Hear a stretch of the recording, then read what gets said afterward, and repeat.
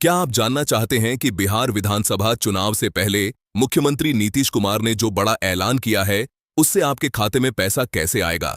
हर महिला को हर महीने 10,000 रुपए और हर गरीब परिवार को 1 लाख रुपए। यह सुनते ही सबसे पहले आपके मन में यही सवाल आता है कि यह लाभ मिलेगा कैसे और किन लोगों को मिलेगा। यही सब हम आज आपको इस वीडियो में विस्तार से बताएंगे, इसीलिए वीडियो को आखिर तक जरूर देखिएगा। दोस्तों, हम जब भी आपके लिए ऐसी बड़ी खबरें और सच्चाई लाते हैं, हमारा मकसद सिर्फ इतना है कि आप तक सही जानकारी पहुंचे, लेकिन इसके लिए हमें आपके सहयोग की जरूरत है। अगर आप चाहते हैं कि आगे भी आपको हर बड़ी खबर का सही विश्लेषण मिलता रहे, तो अभी चैनल को सब्सक्राइब कर दीजिए और इस वीडियो को लाइक कर दीजिए।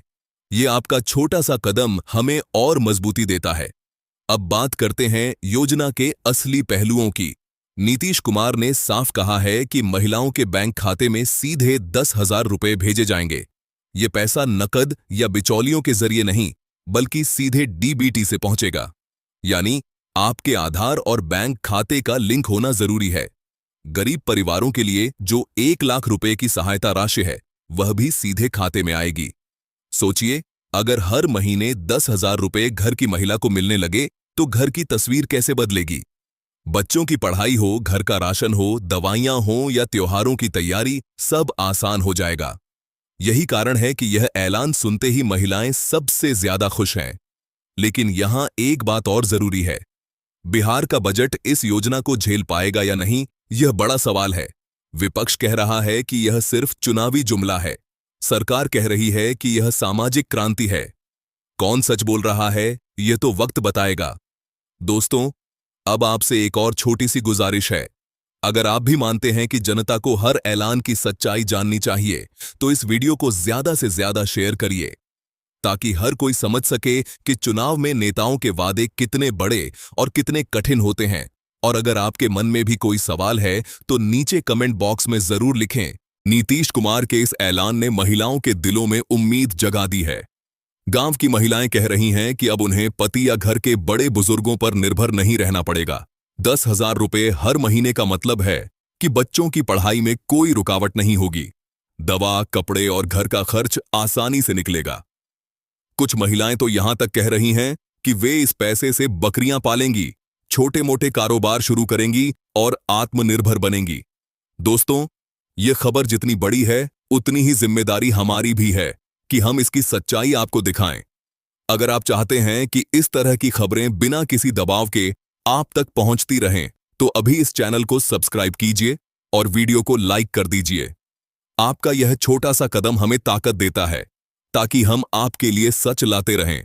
अब जरा गरीब परिवारों के लिए घोषित 1 लाख रुपए की बात करते हैं। बिहार में लाखों परिवार ऐसे हैं जो सालों से गरीबी, बेरोजगारी और कर्ज में दबे हुए हैं। किसी के घर बेटी की शादी अटकी है, किसी को पुराने कर्ज से छुटकारा चाहिए, कोई बीमारी के इलाज में असमर्थ है। ऐसे में अगर अचानक खाते में 1 लाख रुपए आ जाएं, तो सोचिए उस परिवार की जिंदगी कितनी बदल जाएगी। यही कारण है कि इस ऐलान के बाद सबसे ज्यादा चर्चा गरीब परिवारों में है। विपक्ष लगातार सवाल उठा रहा है कि इतनी बड़ी योजना लागू करने के लिए पैसा कहां से आएगा। उनका कहना है कि यह सब सिर्फ चुनावी वादा है और चुनाव खत्म होते ही यह सब कागजों में दब जाएगा। वहीं नीतीश कुमार का दावा है कि महिलाओं और गरीब परिवारों को आर्थिक मदद देना उनके सामाजिक सुधार कार्यक्रम का हिस्सा है और वे इसे हर हाल में लागू करेंगे। यहां सवाल सिर्फ राजनीति का नहीं है, सवाल यह है कि जनता किस पर भरोसा करती है। बिहार की जनता अब पहले जैसी नहीं रही। लोग समझदार हो गए हैं। वे जानते हैं कि कौन सा वादा पूरा हो सकता है और कौन सा नहीं। यही कारण है कि इस बार चुनाव में सिर्फ जात पात या नारों की नहीं, बल्कि पैसों की चर्चा हो रही है। दोस्तों, अगर आपको भी लगता है कि इस बार चुनाव में असली मुद्दा यही है और लोग पैसों के वादे को लेकर वोट करेंगे, तो नीचे कमेंट में अपनी राय जरूर लिखिए और इस वीडियो को शेयर कर दीजिए, ताकि ज्यादा से ज्यादा लोग समझ सकें कि बिहार की राजनीति किस दिशा में जा रही है। अब बात करते हैं पैसे के इंतजाम की। आर्थिक विशेषज्ञों का कहना है कि बिहार का सालाना बजट लगभग 2.5 से 3 लाख करोड़ का है। अगर सिर्फ महिलाओं को हर महीने 10,000 रुपए देने की योजना लागू होती है, तो यह खर्च ही लाखों करोड़ तक पहुंच जाएगा। ऐसे में या तो केंद्र सरकार से मदद लेनी होगी या फिर राज्य को नए टैक्स लगाकर पैसा जुटाना होगा। अब सवाल यही है कि क्या यह आर्थिक रूप से संभव है? लेकिन समर्थक कहते हैं कि सरकार चाहे तो यह कर सकती है। आजकल ज्यादातर योजनाएं डायरेक्ट बेनिफिट ट्रांसफर से लागू होती हैं। आधार और बैंक खाता लिंक होते ही पैसा सीधे पहुंच जाता है। किसानों को पहले से ही सम्मान निधि मिलती है, गैस सब्सिडी भी सीधे खाते में जाती है। ऐसे में तकनीकी तौर पर इसमें कोई दिक्कत नहीं होगी। गांवों में लोग इस ऐलान को लेकर बहुत भावुक हैं। कहीं लोग कह रहे हैं कि अब घर में खुशहाली आएगी, तो कहीं नौजवान कह रहे हैं कि हमें रोजगार चाहिए, पैसा नहीं। लेकिन महिलाएं लगभग एकमत होकर इस ऐलान का स्वागत कर रही हैं। दोस्तों, यहां मैं आपसे दिल से एक बात कहना चाहता हूं। अगर आप भी मानते हैं कि महिलाओं की ताकत बढ़नी चाहिए, गरीब परिवारों की मदद होनी चाहिए और सच सामने आना चाहिए, तो इस वीडियो को अभी लाइक कर दीजिए और चैनल को सब्सक्राइब कर लीजिए। आपकी एक क्लिक हमारे लिए हौसला है। आपकी एक शेयर गरीब की आवाज को और ऊंचा कर सकती है। अब जरा चुनावी असर की बात करें। राजनीतिक विश्लेषकों का कहना है कि यह ऐलान सीधे तौर पर महिलाओं और गरीबों को टारगेट करता है। बिहार में लगभग आधी आबादी महिलाएं हैं और गरीब परिवारों की संख्या करोड़ों में है। अगर ये वोट बैंक नीतीश कुमार की तरफ झुक गया, तो चुनाव में विपक्ष की हालत बहुत मुश्किल हो सकती है।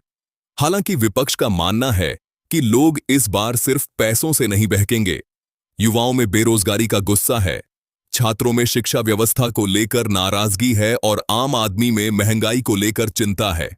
विपक्ष कहता है कि सिर्फ पैसा बांटने का वादा करना समस्या का स्थायी समाधान नहीं है, लेकिन समर्थक कहते हैं कि जब तक स्थायी रोजगार नहीं बनता, तब तक यह योजना गरीबों और महिलाओं के लिए वरदान साबित हो सकती है। अगर हर घर में हर महीने 10,000 रुपए आने लगे, तो गरीबी मिटाने में यह बड़ा कदम होगा।